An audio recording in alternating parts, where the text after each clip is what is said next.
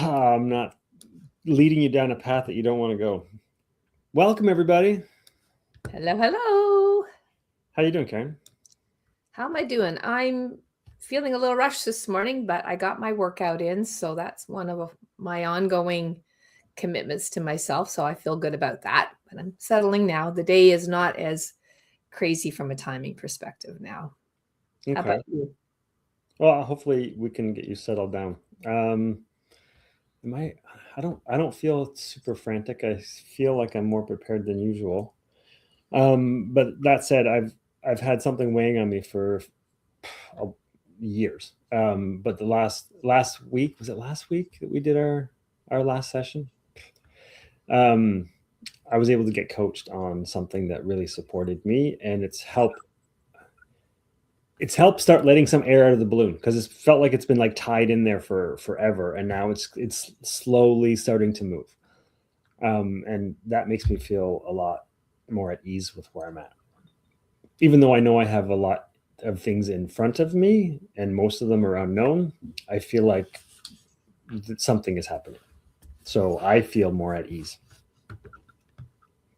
What do you think that experience of being coached last week when you said the air out of the balloon? What do you think that was for you after you were coached? Could you name it? Oh, I think I just feel like I've been holding this in for so long. So, and I've never used that metaphor before. So the fact that, like, when you hold your breath, Hmm. like there's, um,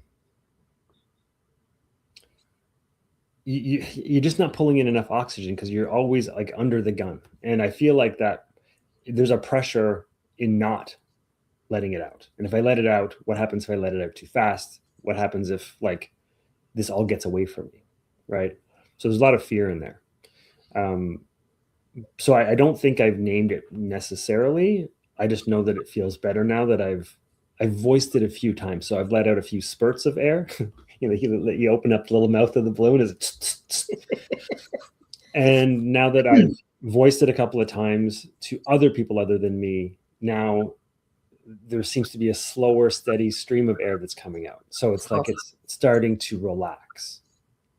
Yeah, I'm not relaxed. I'm not like, but it's I'm not afraid that it's going to burst. I'm not afraid that it's not going in the right direction. And each time I talk to somebody, I get a little bit more information, even though it's not all sorted. So yeah, yeah. So it's good. Coaching's great. it is good. That's not what we're here to talk about today, though. We're avoiding what we don't want to talk about. No, we're not avoiding it. You help me check in. You help me Yeah. give a little bit of meaning to the metaphor that I used, which is helpful in coaching. And you and I both like metaphors. So today, would you like some feedback? I would ask anybody who sees this and heard that, would you like some feedback? I would ask you, what's your first reaction when somebody asks you, would you like some feedback? Mm. Karen, would you like some feedback? Well, as I said to you earlier, I actually, as the universe usually does to me and you, I had an opportunity to get this particular statement made to me without my request. And it was, can I give you some feedback? And And whenever you've been asked for feedback, asked if you want feedback, has it ever been something positive? Like, that was the most amazing thing I've ever seen. You looked so composed on stage and you had such a rhythm to your speech. And oh my, I was captivated. Has it ever been like that? rarely. No. However, you asked what happens, and I will tell you, Yes, that's where I want to start. yeah, no, it was a great question. I just was giving it another statement way of being. It often isn't asked. It's kind of, you feel like it's a bit of a demand. That's how it feels like to me. I can't say no.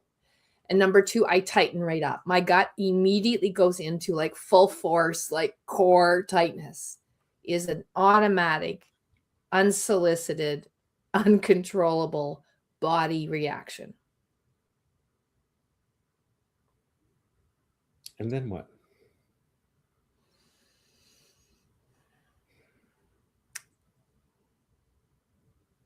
I either stay silent because I wait to see what's going to happen, or I typically will permit it to happen.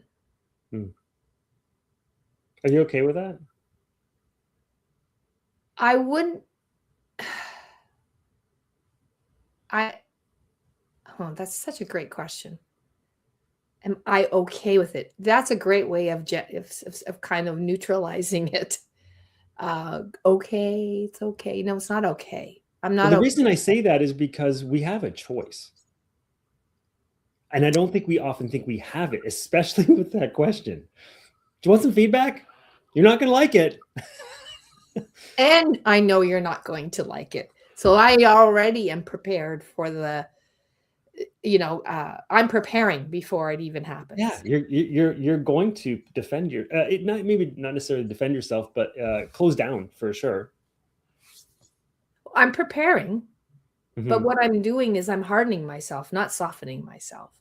I'm armoring up. There's a way I would describe it. I'm armoring up myself to get ready for the attack. Like that's, you're asking me kind of, and I think you asked the question in most where and I've talked about this in the work that we do around feedback. It often comes from when we're very young that we're told all the time, like, stop that. That was bad. Sit up. There's this correctingness of us as we're growing up. And we often fill a lot of our time in thinking we need to do that to our people we care about to help them grow. It's done. And that's what I would say, like, after I got the feedback that I knew I wasn't going to like, apparently. I know it comes from my partner, was my spouse. I know it always comes from a good place, a place where it's important and he's trying to help me. He feels it will help me. Yeah, that I need to hear this. So I know it comes from a good place, but it took me to this morning to hold the feedback in that lens. Right. It was like very, very, it often becomes to me like I'm being attacked personally. My character, so I do believe we learn that feedback should happen when you need to help people correct themselves or prevent them from harm or whatever our story is around why and when we give feedback. So that's been, I think, a lot of our norms growing up. So to me, that's why the word feedback for me automatically, I start to armor up. Yeah. And I don't think it helps that I would say the vast majority of us are not very skilled at giving feedback. So even if it's given with the best of intentions, safety, progression, learning, whatever, if you're not skilled at it and you start giving it and you don't know how to give it, will it ever even be received? Or are you actually doing more damage than good to that person's self-esteem and ability to grow and all that stuff? And on the flip side is the awareness to know, is that person open and ready for it?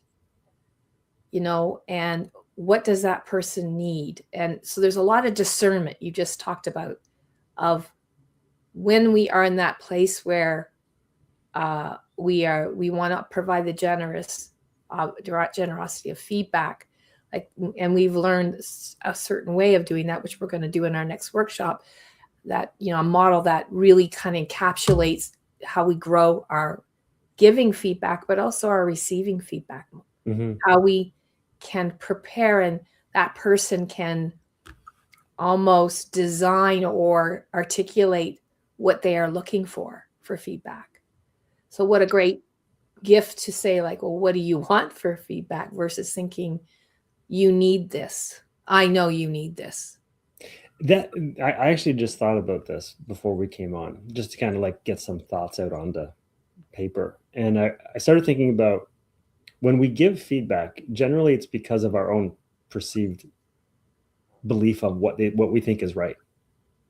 So our own assessments of what is right, what our opinion is, while giving feedback, that's likely how I'm slanting it, because I want you to perform a certain way for me because it helps me, not necessarily what's going to serve this person in their growth and expansion for themselves. Does that make sense? Like if I own a business and I want it to run the way I do it, my slant and perspective is going to be to serve me and my business. So I need you to do the work the way I want you to do the work. So I can see that, like your own motives, I'm not saying they're bad. I'm just saying your own motives will impact the way that you deliver that feedback. I mean, that could be one reason why you feel I think there's multiple reasons and purpose for feedback. You know, in a learning world, like there's ways that we need to give people observations and feedback. So I'm not sure it's always the word self-fulfilling. I think it might be self-serving. It might be. I think that, yeah, I would not want to box it into one reason why. I know over the years with the multiple things I've been involved in to support people to learn something, or to they're trying to get better at something, my intentions are not always self-serving. It's because, you know, I have maybe some knowledge, some skill that I can add in to them, but how I go about it, the how, has shifted fundamentally in the last 10 years once I got exposed to, you know, a process around giving and receiving feedback. It shifted the way I engage. So I think I would hate to box it in as always self-serving, because I don't feel that way at all about what I've observed in different aspects of why it is really important to give feedback. And the reason I wanted to talk about this was because I've had a few experiences the last little while that have just reinforced to me how poor we are at giving feedback. So because we have a tool that is helpful and useful and we use it regularly, I think it'd be great to start sharing that with more people so that we can get better at it as a whole. I've heard the sandwich approach comes up often. I'll give something good and then I'll give something that they maybe don't want to hear, and then I'll give them something else good. And we've all heard that and seen that coming. So you're still armoring up regardless. Or if you want some feedback, you're already armored. So learning a way to allow people to be more open and ready to receive, and then give an appropriate amount of feedback that's layered with what went well. We don't spend a lot of time there before getting into the things that we weren't necessarily pleased with, and giving them in bite-sized, manageable chunks so that they can do something with it. If you end up with a laundry list of things you have to do or change or correct, I would be overwhelmed. So how do we do it in a way that serves everybody? And so it becomes a way that we, maybe enjoy might not be the right word, but it can start looking forward to it in a different way, as opposed to being so guarded around it. Yeah, I think that the way you go about it, the tool is really important to figure out, because we haven't really been. I don't know, because I know for sure my children didn't experience it going through school. You know, they get a report card, you know, so and they didn't have any development there. And I don't know about the next generation, but I do know in the workplace, generally in relationships, in friendships, it's something that we struggle with, because you know, there's sensitivities around it all, and getting the rigor is one thing around that, but the second thing is building internal capacity to, you know, the inner knowing part, you know, understand. And the way the model that we use, we get the clues where that a person's at before we discern what we want to give them. So I think that's just so honoring again, because if it truly is, the feedback is a gift, something you want to do to help that person grow, be aware of something, try to, lead them, help support them so they're not going into, a rabbit hole that, because you can see potential harm that it's causing them, all the reasons why you feel it's important for them. It gives you a clue before you just can say, well, okay, is it needed or not? Because often they know. And so last night, maybe the question could have been started with, tell me what you think, how you're feeling about this particular situation right now, and what do you feel is working? It could have been my opportunity to speak first versus, it going to me right away so it's now what I think happens when there's no front end loading for that person to speak first or to express where they're at. We talk about this, there's no room, because I immediately went into defense mode. Well, you didn't ask me and I could have told you. And so I'm going to use a P word, but I'm not going to say it out loud, but it ends with, there's 2 S's at the end, off right now. So my capacity so I just went quiet, because what I've learned is, okay, I don't need to say I agree or disagree, because I'm not happy with the way this was presented to me. So I need to own that it's come to me, and I'm going to sit with it, and and I'm going to sleep on it. But I have built capacity, so I know, I understand, I have the ability to let that sit long enough to say in the next morning, what part of that do I want to keep, and what part am I not going to own, and is there anything I want to do with that feedback? Yeah, I think that's part of the equation that isn't factored in, is the receiver and the receiver's choice as to what they take, how they take, and what they do with it going forward. That it's not gospel, whatever's given to you as what needs to happen. I remember, you'll remember this. We did a workshop, full week long, great workshop. And I ended up getting some non-solicited feedback when I got back to my office the next week or whatever. And like you, I was not really offered an off-ramp to this conversation, but I also didn't even know that I could say no, or not now, or whatever. And I ended up, like you, sitting back and taking it. And I wrote down everything, 2 pages, front and back, of feedback. Now I write kind of big, so that's not fair, but it's still a lot. And after we were done, I thanked this person, and I don't know if I meant it at the time, but I thanked her for it. But being able to sit with it afterwards and then decide for myself, was there any value here? And if we can come to the consensus that all feedback is a gift, even if it's not delivered the way that you would like it delivered, it's a gift. And you have a choice to choose some, none, or all of it as something you want to do something about. And there was a couple of nuggets there, maybe if they were a little sharp to hear, were helpful in my development, because I chose to do something with them, because I thought they had merit and value for me and where I was going and what I was doing. So I can honor that as the gift that it was. It just wasn't presented to me as though I would like to receive. Yeah, I remember that specific event myself. That was quite a week, and there was a part of my job at that time, and you were just joining forces with me as cohorts in this together. In Train the Trainer.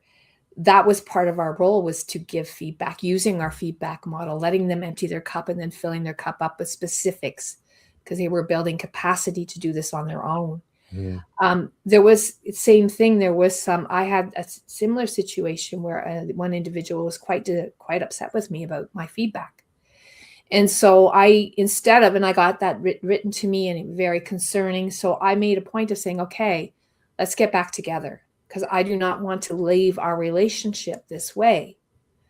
So when we came back on together and I explained because we did a team charter and we talked about how this whole process of learning and development was going to be used for the feedback. And I said, here's what my intentions were. And now you're telling me how it made you feel. So that was never my intention. But again, he had time. So immediately after, it was upsetting. But then he goes, "Oh, Karen, I've been thinking about it. And yes, we exactly what we agreed we were going to do and how we were going to do it."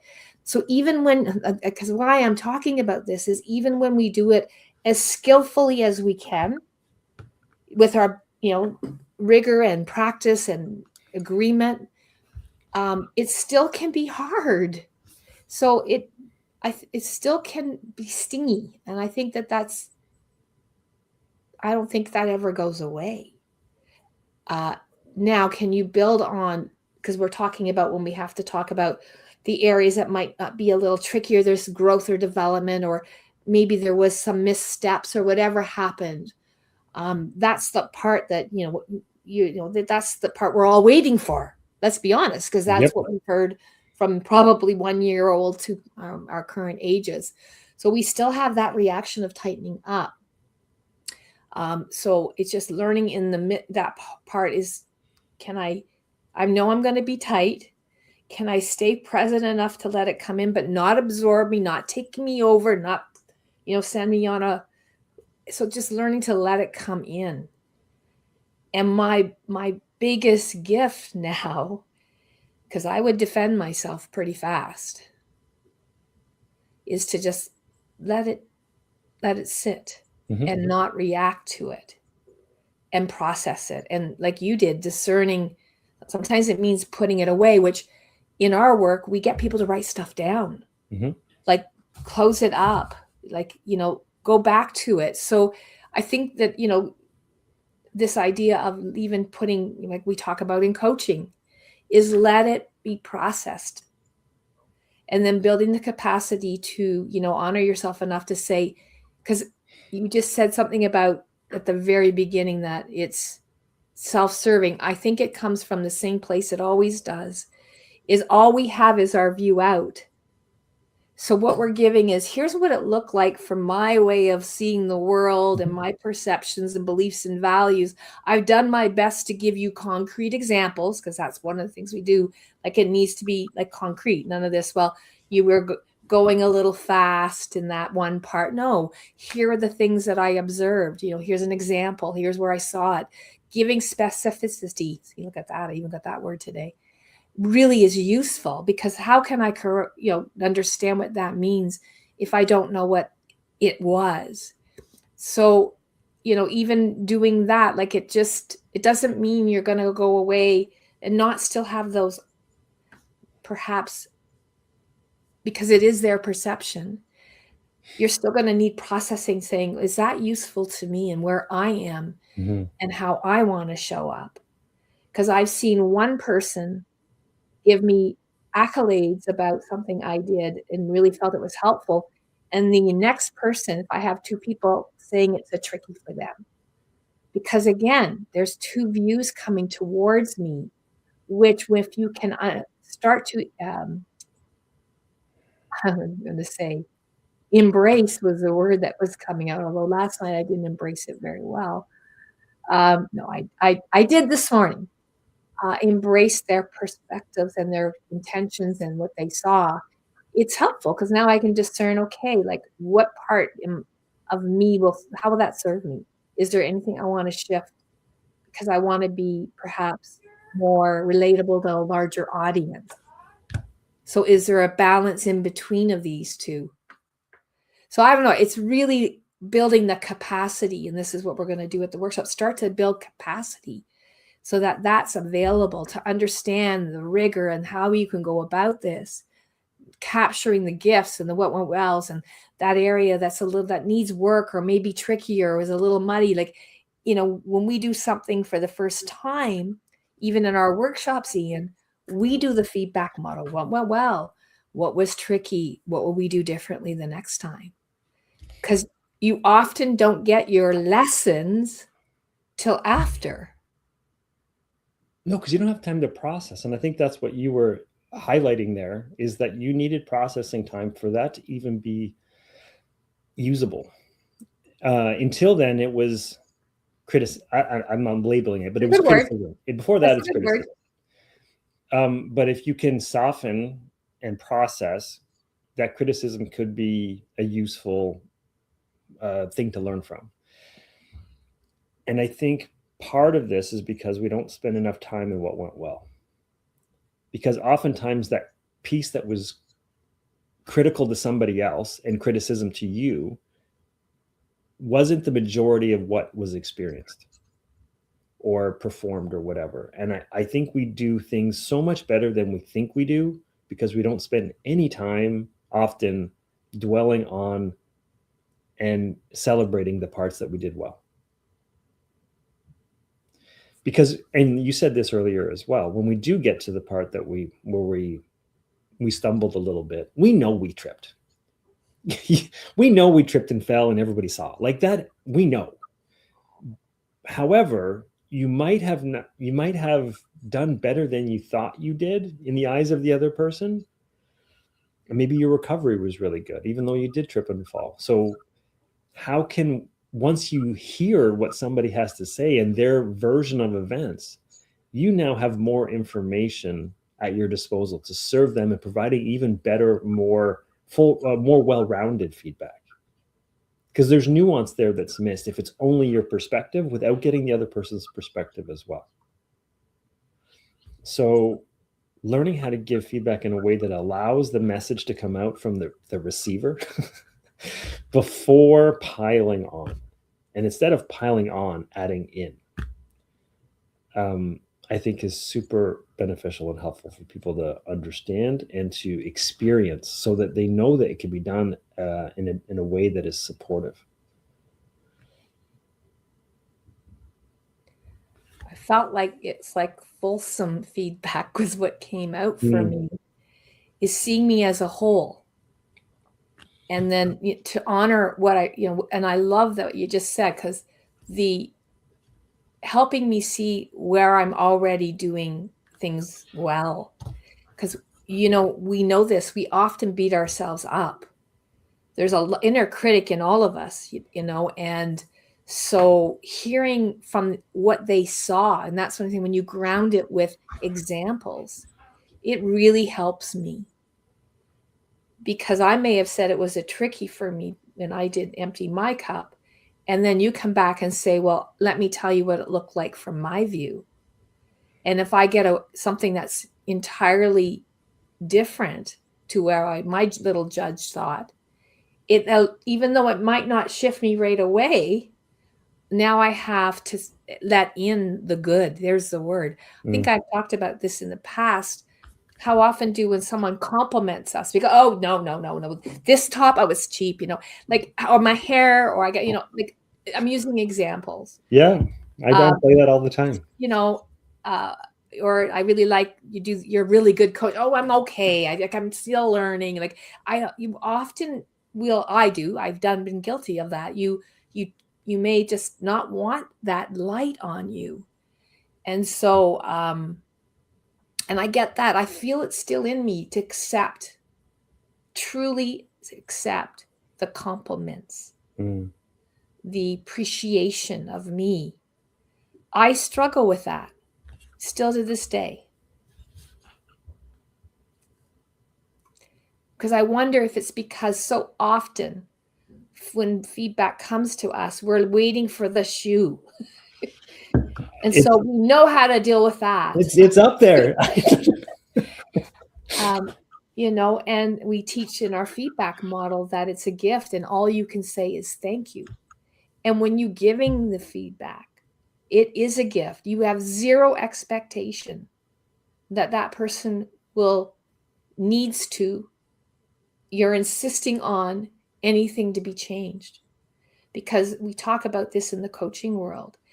If you give them a gift of feedback and you give them an example and an intention behind it of the why, of to help them grow or move forward. I mean, this is all negotiated beforehand. This should not be a surprise. Is that it's then up to them, like to do what you and I talk about, to process it and pick what they feel will serve them. Because they know themselves. We get a little window of humans. I mean, we've known each other for 13 years, Ian, but we don't know our full each other. You know, we get together for a purpose and a reason. We have become friends, colleagues, you know, we understand our families, but we're not in everyday life. So, and even when you are, you don't know that person as well as they know themselves. Not a chance. Yeah. So it's just that honoring that that person will discern what they need and want and will keep. And I did my part by really providing high quality, very specific feedback for their learning and development. They had a chance to talk about it first before I opened my big mouth, which was a big learning for me, especially as a manager. I wasn't trained that way. You do the performance review and then you give it to them. How fair is that? You know, and in other words, why don't we co-create this? Here's the indicators. You do yours, I do mine. Let's get together and talk about it. Way different way of looking at things. So, and it's a great starting point because now you have the view of themselves and you have the view of them. So it's way more, I believe, fruitful for them. Yeah. And for you. So you mentioned that it's the fulsomeness of the way that we give feedback is serving, because I don't know if feedback is the right term when you're just dumping on somebody. We got to rebrand it. We got to come up with our own label. Feedback has this very negative connotation. You know, again, our words are strong and powerful. If we, there's two ways to look at it. You change the name or you don't. But you say, I'm going to create a way to do it that will be successful for everyone. A one way. There's more than one way. We know this, right? So, but what we've learned about the specific one that we were gifted by someone else, it's really served us individually and in our work that we do, in the way we work with our families, and just how I can, and more importantly for me, is I've learned how I can hold feedback for myself better, because it's not going to come this way. I know that I'm until this gets out into the world and gets embodied as a way that we do this, not once a year, not once a month, that it's almost habitually in our lives. Yeah. That we create that whenever we're doing something together, that it will be demystified and no longer seen as a weapon of mass destruction. I don't know why I said that, but I did. Oh, I'm sure it's on everybody's mind as right now anyways. However, so I think that's key is being able to describe the why of feedback.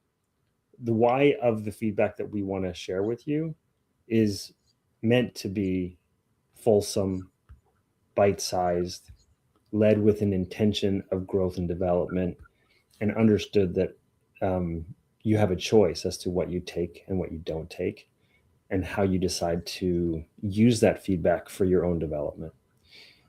So we don't know what we're calling it yet, but it's definitely a feedback workshop.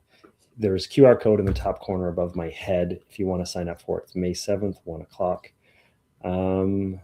And it's going to be a great way, I think, for people to grow and develop their skills of giving and receiving feedback. Cool. Cool. All right. Take care, everybody. We will see you next week. Bye. Bye.